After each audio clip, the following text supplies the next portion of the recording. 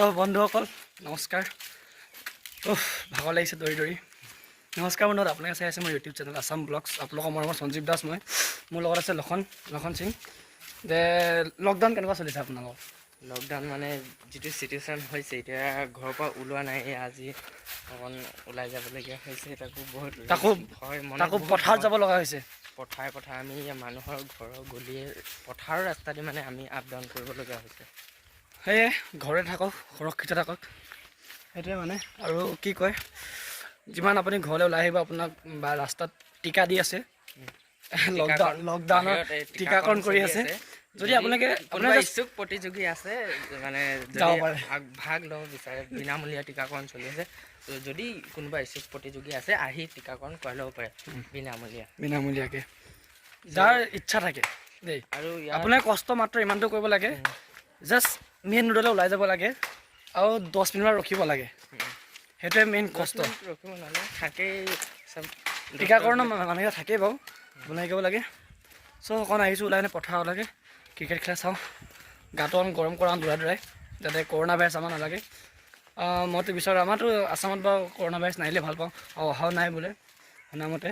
আৰু একচুৱেলি এইটো চবৰ চৰকাৰে নিজৰ চবৰ ভালৰ কাৰণে কৈছে যে এইটো ঘৰত সোমাই থাকক, কিবা 21 দিন আপোনাৰ ঘৰতে থাকক, তেতিয়া নিজৰ মানে পৰিয়ালটো সুৰক্ষা কৰক, আনকো কৰক আৰু নিজকো কৰক।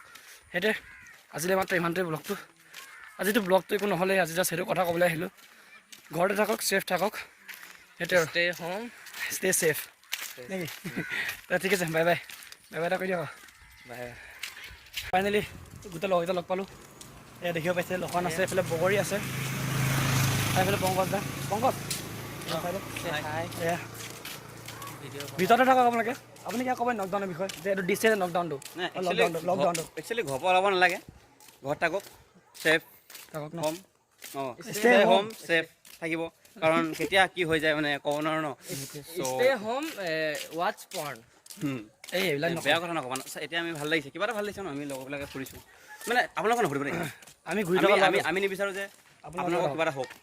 আমি আপোনালোকক এয়া ব্লগ আপোনালোকক দেখাবৰ কাৰণে কিমান ৰিস্ক লৈছোঁ।